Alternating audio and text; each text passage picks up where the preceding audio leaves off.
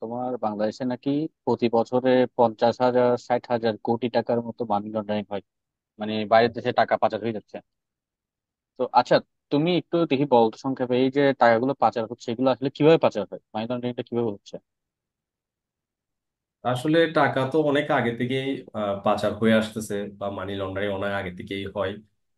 But এই last 15 বছর অনেক বেশি হয়েছে এবং এটা রেকর্ড পরিমাণ হয়েছে। সেটার প্রমাণ এখন দেখতেছই। আহ, সেটার আর একটা প্রমাণ হচ্ছে যে ডলারের যে একটা রেট আছে, যে এটা তোমার মনে করো 86, 85, 86 এর মধ্যে স্টেবল ছিল অনেক বছর ধরে। তো হঠাৎ করে এটার একটা আরেকটা ইম্প্যাক্ট হচ্ছে তোমার ইউক্রেন রাশিয়া যুদ্ধেরও আছে, কিন্তু যতটা ওইটার চেয়ে বেশি ইম্প্যাক্টটা হচ্ছে তোমার মানি লন্ডারিং কারণে। এখন এটা কেন আমি বলি, যেমন আমাকে একজন প্রশ্ন করছিল, একজন সিকিউরিটি গার্ড নেই, বলতেছে ভাই মানুষ বলে খালি টাকা পাচার হয় টাকা পাচার হয়। হুম। তো দেশের বাইরে টাকা পাচার হয়, তো দেশের বাইরে বাংলাদেশি টাকা দিয়ে কি করবে, ওখানে কি বাংলাদেশি টাকা চলে নাকি? তো উনি খুব সুন্দর একটা কোয়েশ্চেন করছে, যদিও সিকিউরিটি গার্ড হুম। কিন্তু তার মাথায় বুদ্ধি আছে। আসলে তো বাংলাদেশের বাইরে তো আমাদের বাংলাদেশি টাকা চলে না, তাইলে আমাদের বাংলাদেশি টাকা হুম। কেমনে পাচার হয় বা টাকা কেন বিদেশে টাকা নিয়ে যাবে? তো ব্যাপারটা হচ্ছে আসলে মানি লন্ডারিং বলতে বা টাকা পাচার বলতেই এটা বোঝায় যে যত টাকা পাচার হয়েছে এগুলো সমপরিমাণ ডলার পাচার হয়েছে। আসলে আমাদের টাকা পাচার হয় নাই, মানে আমাদের বাংলাদেশের টাকা বাংলাদেশেই আছে, কিন্তু আমাদের এই পরিমাণ যে টাকা পাচার হয়। ডলারটা কেনা হয়েছে, বাজার থেকে কেনা হয়েছে বা ব্যাংক থেকে কিনে বা ট্রেডের মাধ্যমে, সেই পরিমাণ মনে করো বলতেছে এখন 6 লাখ ডলার বা 7 লাখ কোটি ডলার এরকম পাচার হয়েছে। হুম। তো এই পরিমাণ ডলার হচ্ছে তোমার বিদেশে পাচার হয়েছে। টাকাটা পাচার হয়, টাকা তো বিদেশে চলে না।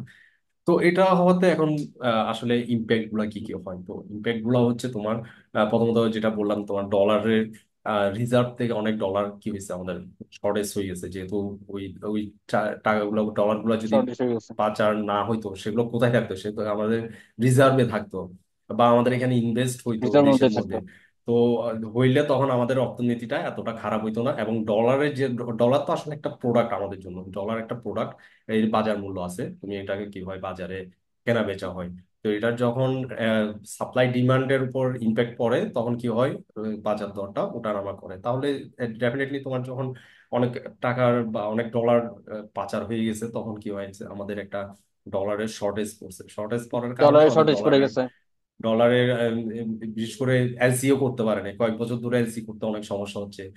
প্রথম প্রথম যে এলসির যে রেটটা যখন বাড়ছে, এলসি করতে যারা রেগুলার করে তাদেরকে এলসি করতে দেয় না, বলছে যে আপনারা নিজেরা নিয়ে আসেন, কালেক্ট করে। যে ব্যাংকগুলো ভাবে বলছে আপনারা নিয়ে আসেন, আপনারা নিয়ে এসে এলসি করেন। তো এটা হওয়ার কারণ হচ্ছে মানি লন্ডারিং এর মাধ্যমে যে আমাদের এত এত ডলার বিদেশে চলে গেছে। এটা এটা হচ্ছে অন্যতম কারণ, যে ডলার শর্টেজ। এবং হচ্ছে তোমার ডলার যে হুট করে এই 85 টাকা বা 86 টাকা থেকে হুট করে যে 105 টাকা হয়ে গেল, 102 টাকা, 3 টাকা এরকম হয়েছে, 5 টাকা হয়েছে। আর এখন বর্তমানে এখন প্রায় 120 টাকার কাছাকাছি প্রাইস। তো এই যে 20-22 টাকা জিনিসগুলো যদি না চলতেছে। হতো, মানি লন্ডারিং না হতো, তো মানি লন্ডারিং যদি না হইতো তখন কি হইতো তখন? যেমন মানি লন্ডারিং এর আরো কিছু ব্যাপার আছে, যেটা তিনটা প্রসেস থাকে, মানে তিনটা স্টেজ আছে মানি লন্ডারিং। যে হুম। হুম। প্লেসমেন্ট, লেয়ারিং, ইন্টিগ্রেশন, এই তিনটার মাধ্যমে কিন্তু মানি লন্ডারিংটা হয়। তো আমাদের দেশের সিচুয়েশনের সাথে যদি কম্পেয়ার করো, তো এই তিনটা স্টেজের মধ্যে দুইটা স্টেজ আমাদের হুম। দেশে কাজ করে। সেটা হচ্ছে তোমার প্লেসমেন্টটা আর লেয়ারিংটা। আর ইন্টিগ্রেশনটা হচ্ছে কি হয়, ইন্টিগ্রেশনটা হচ্ছে লাস্ট প্রসেস। মানি লন্ডারিং এর টাকাটা বা ব্ল্যাক মানিটা কি করে লিগেল ওয়েতে ইনভেস্ট করে আহ, টাকাগুলো লিগেলাইজ করে ফেলা হয়, অবৈধ টাকাটা সে কি করছে হোয়াইট লিগেলাইজ করে। করে ফেলছে। এটা হচ্ছে থার্ড স্টেজ। তো এই থার্ড স্টেজ কিন্তু আমাদের দেশে হয় না। আমাদের দেশের ক্ষেত্রে হচ্ছে দুইটা স্টেজ প্রযোজ্য। আমাদের এখানে প্লেসমেন্টটা হয়, লেয়ারিংটা হয়। লেয়ারিংটার মাধ্যমে কি হয় তোমার অনেকগুলো ট্রানজেকশন হয়। মানে 100 কোটি টাকাকে কি করছে, মানে 50 লাখ করে ভাগ করে বিভিন্ন অ্যাকাউন্টে পাঠাই দিচ্ছে। এভাবে করে ঘুরতে ঘুরতে ঘুরতে ঘুরতে টাকাগুলো আমাদের এখানে লেয়ারিং হয়। লেয়ারিং হয়ে এক পর্যায়ে ইন্টেগ্রেশনটা হয় দেশের বাইরে গিয়ে। যদি ইন্টেগ্রেশনটাও যদি আমাদের দেশে হতো, মানে 3 নাম্বার যে স্টেজটা, যে আমাদের দেশে যারা টাকাগুলো লুট হুম। করছে বা দুর্নীতি করছে, তারা যদি টাকাগুলো আসলে ডলার করে পাচার না করে দেশে যদি ইনভেস্ট করতো বাইরে পাচার না করে বা দেশের মধ্যে। হুম। দেশের মধ্যে যদি থাকতো, তাও কিন্তু অর্থনৈতিক অবস্থা খারাপ হতো না এতটা, মানে আরো ভালো থাকতো। খারাপ চুরির হতো না, টাকা রাইট। হইলো মানে ইনভেস্টমেন্ট যদি আমার দেশে হইতো, যে থার্ড স্টেজ যেটা, থার্ড স্টেজটা যদি আমাদের দেশে হইতো, তাও আমাদের দেশে অর্থনৈতিক অবস্থা ভালো হইতো, কর্মসংস্থান সৃষ্টি হইতো। কিন্তু এখন তো আসলে দুইটা স্টেজ হয়েছে, তিনটা স্টেজে কি হয়েছে, তিনটা স্টেজে দেশের বাইরে চলে গেছে। দেশের বাইরেই টাকাটা বাইরে পাচার হয়ে যাচ্ছে ইনভেস্ট হয়ে গেছে বা ডলারের কোনো মাধ্যমে। রকম কাজে লাগাই দিছে, যার কারণে আমার এখান থেকে ওই পরিমাণ ডলার দেশ দেশ থেকে পাঠাই দিয়েছে। তো এগুলোর কারণে মোটামুটি আমাদের দেশের ডলারের অনেক ক্রাইসিস হয়, এবং আমরা অর্থনৈতিকভাবে অনেক একটা বড় ধাক্কা খাই এই মানি লন্ডারিং এর কারণে। তো এখন তুমি এখন যেটা দেখতেছো, আম, এখন এটা নিয়ে বাংলাদেশ ব্যাংকের গভর্নর অনেক কথা বলতেছে যে এখন আমরা কিভাবে ফিরিয়ে আনবো, বা চেষ্টা করতেছে চলে আসবে। তোমার কি মনে হয় আসলে কি এত টাকা যেগুলো চলে গেছে আনা সম্ভব? সম্ভব নাকি সম্ভব না এটা তো বলতে পারি না আসলে। এটা বাংলাদেশ ব্যাংকের যিনি অথরিটিতে আছে উনি কিরকম স্টেপ নিবে বা এটা বলতে পারতেছি না আমি। বাট আরেকটা না, এটা বিষয় যেটা আমি বলবো এটা হ্যাঁ, হচ্ছে কিভাবে আচ্ছা, আসলে টাকাটা কিভাবে পাচার হচ্ছে এটা একটু আরেকটু করি। হ্যাঁ, মনে করো বাংলাদেশ থেকে ম্যাক্সিমাম টাকা কিন্তু পাচার হয় ইম্পোর্ট এক্সপোর্টের মাধ্যমে। জি। ঠিক আছে, মানে ও, কিরকম, ওই যে ওভার আমরা ওভার জানি ভয়েস ও under voice, over over invoice under invoice, over sorry. Invoice under invoice করে হয়, এটা একটু এক্সপ্লেন করো দর্শকদের জন্য, হ্যাঁ, এটা একটু অনেকে বুঝুক। অনেকে মনে করো হুন্ডি একটা হচ্ছে সহজ উপায় হুন্ডিতে টাকা হ্যাঁ হ্যাঁ। পাচার করা, কিন্তু হুন্ডিতে লিমিটেড লিমিটেড একটা প্রসেস। তুমি এত টাকা তো হুন্ডিতে, 100 কোটি টাকা তো তুমি হুন্ডি করে তুমি পাচার করতে পারবে না, এটা সম্ভব না। সে ওখানে 100 কোটি টাকার পরিমাণ তোমাকে ডলার দিতে পারবে না, সে হয়তো ওইখানে ওই দেশে তো ওকে জবাবদিহিতা করতে হবে যে তুমি 100 কোটি টাকার সমান ডলার কোথায় পেয়েছো। হুম তো হুম। এক্সপোর্ট ইম্পোর্টের আর হুন্ডির মাধ্যমে যেটা হচ্ছে ওটা কিন্তু স্যার হুন্ডির মাধ্যমে যেটা হচ্ছে ওটা কিন্তু তোমার বাংলাদেশে মানে টাকা টাকা ট্রানজাকশন হচ্ছে, বাংলাদেশ থেকে কিন্তু ডলার খরচ হচ্ছে না, ওই না, দেশে গিয়ে হুন্ডি ডলার হুন্ডির মাধ্যমে অন্য হচ্ছে তোমার, জায়গা আমি থেকে। বলি, মনে করো তুমি হুন্ডি যারা বিজনেস করে, তুমি তাকে, তুমি এখানে তাকে 10 কোটি টাকা দিয়ে দিলা, ক্যাশ, ক্যাশ একজনকে 10 কোটি টাকা দিয়ে দিলা। হ্যাঁ। তুমি ওকে টাকাটা দিয়ে দিয়ে তুমি বললা যে তা আমেরিকায় আমার এই ভাই আছে বা অমুক, তুমি একটা ব্যাংকের অ্যাড্রেস দিলা বা অ্যাকাউন্ট নাম্বার দিলা, যে আমার এই ব্যাংকে তুমি হুম হুম। এই 10 কোটি পরিমাণ ডলার তুমি আমাকে পাঠাই দাও। তো তোমাকে ও ওইদিকেও ওই পরিমাণ ডলার তোমাকে পাঠাই দিবে, এদিকে তোমাকে ও ক্যাশ টাকা তুমি ওকে দিয়ে দিছো। তো ওখান এখানে থেকে ও একটা, পাঠাবে, এখানে টাকাটা ওখানে দিয়ে দিবে, ওখান থেকে ডলারটা দিয়ে দিবে। ওখানে ওখানে ওর মানুষ আছে, ওখানে ওর মানুষ যারা হুন্ডি ব্যবসা করে তাদের কি, ওখানে ওর মানুষ তাদের আছে। আমেরিকায় আমেরিকায় মানুষ আছে হুম হুম। বা মিডল ইস্টে আছে। ওরা ওদের মানুষ কি করবে, ওরা তোমাকে ওইদিকে ওই পরিমাণ টাকা ব্যাংক অ্যাকাউন্টে দিয়ে দিবে, এবং ওর হুম একটা হুম। বাজার রেটের সাথে ওর রেটের সাথে একটা ডিফারেন্স আছে, যাতে যেটাতে করে ও একটা ডিফারেন্স ভালো থাকে। ভালো একটা প্রফিট পায়। মনে করো ব্যাংক থেকে তোমাকে যেটা 120 টাকা দিয়ে দিবে, সে ওইটা তোমাকে 117, 18 বা 15 টাকা দিলেও তুমি আহ, তোমার থেকে দিতে হবে, কারণ তুমি তো ইলিগেল টাকা, তোমার তোমার যদি 5 টাকা কম দিও তার থেকে নাও, তাহলে তোমার কোনো সমস্যা নাই, কারণ তুমি তো টাকাটা তো ইলিগেল। তো ও যে পাচার করার জন্য সে 5 টাকা লস দিয়ে তোমার কাছ থেকে সেলও করতে পারে, ডলার নিতেও পারে। তো এইভাবে করে তোমার আর এই যে এবার দিতে আন্দোলনের হবে। সময় যেটা করছিল যে রেমিটেন্স দেওয়া বন্ধ করে দিয়েছিল লিগাল চ্যানেলে, তো এটার হ্যাঁ, কারণে ইম্প্যাক্ট যেটা হয়েছে ওখান থেকে ডলার লিগাল চ্যানেলে পাঠালে তো ব্যাংকিং চ্যানেলের মাধ্যমে পাঠাইতো, জি। বাংলাদেশে ডলার আসতো, ডলার বা অন্য কোন দেরহাম আসতো, ওইটা বাংলাদেশে টাকায় কনভার্ট হয়ে ওদেরকে দিত। বাট ওরা কি করছে, ওই হুন্ডির মাধ্যমে দেওয়া শুরু করছে, যার কারণে রেমিটেন্সের টাকা অনেক কমে গেছিল। হ্যাঁ, তো রেমিটেন্সের হুন্ডি একটা রেমিটেন্স ওয়ে আসা আছে, বন্ধ হয়েছে, হুন্ডির যেটা মাধ্যমে হয় রিজার্ভে আরেকটা সরাসরি ইম্প্যাক্ট হয়, এটা যেটা যেহেতু রিজার্ভে সে টাকাটা পাচ্ছে না বাংলাদেশ। ইম্প্যাক্ট হয়, হ্যাঁ। তো এটা এটা হচ্ছে একটা কারণ হুন্ডির রেমিটেন্স প্রসেস। কমে যায়। তারপর আরেকটা তোমার যেগুলো আসলে, যেটা বেশিরভাগই যেটা হয়, হিউজ পরিমাণ যেটা ট্রান্সফার মেজরিটি হয়, পোর্শন। হুম হুম। মেজরিটি যেটা, এটা হচ্ছে তোমার ট্রেডিং এর মাধ্যমে, তোমার এক্সপোর্ট ইম্পোর্টের মাধ্যমে। তো এক্সপোর্ট ইম্পোর্টের মাধ্যমে আসলে কিভাবে সম্ভব, যেমন আমি বলি, মনে করো গ্রুপ অফ কোম্পানিজ যারা, মনে করো এই বাংলাদেশে তো অনেক গ্রুপ অফ কোম্পানিজ আছে, আবার ওদের অনেকগুলা কোম্পানি আবার দেশের আচ্ছা। বাইরেও আছে, কারো হংকং এ আছে, সিঙ্গাপুরে আছে, হুম হুম। বা মালয়েশিয়া থাকতে পারে। তো ওরা যখন কি করে, ওদের এইখানে কোম্পানিগুলোর সাথে ওই কোম্পানিগুলোর ট্রানজেকশন হয়। যেমন একটা রিয়েল লাইফ এক্সাম্পল তোমায় যদি দিই, একজন একটা কোম্পানি ক্যাপিটাল মেশিনারিজ কিনছে। তো ক্যাপিটাল মেশিনারিজ কিনছে, তো তো সে তো সাপ্লাইয়ার থেকে কিনতে হুম পারতো সরাসরি। সে সাপ্লাই থেকে ক্যাপিটাল মেশিনটা কিনে নেয়, সে কিনছে কি করে, তার হুম। প্যারেন্ট কোম্পানি থেকে, তার নিজের কোম্পানি থেকে ক্যাপিটাল মেশিন, তার ব্যবসা কিন্তু ক্যাপিটাল মেশিনারিজ না। ও কি করছে, থার্ড পার্টি থেকে ক্যাপিটাল মেশিনারিজটা কিনছে, মনে করো সে $4 লাখ দিয়ে মেশিনারিজটা কিনছে। আর ও এখানে কি করছে, ওর কোম্পানিকে $5 লাখ সে ওই সেম সেম মেশিনটা $5 লাখ দিয়ে সে এখানে সেল করছে। তাহলে $1 লাখ কি হয়েছে, $1 লাখ ও আসলে এই ইনভয়েসের মাধ্যমে সে আহ, দেশের বাইরে নিয়ে চলে গেছে। 4 লাখ ডলারের এক্সট্রা যে মানে মেশিনারিজ, সে দেশের সে বাইরে পাঠিয়ে মেশিনারিজের দিচ্ছে। প্রাইসটা কি করছে, 1 লাখ ডলার লিগেল ওয়েতে সে পেমেন্ট করছে 5 লাখ ডলার। তাহলে 1 লাখ ডলার যেটা বেশি পেমেন্ট করছে, এটা অ্যাকচুয়ালি তাদের নিজেদের ফান্ড, ওরা কি করছে ট্রান্সফার করে নিয়ে গেছে ক্যাপিটাল মেশিনারিজ দেখে।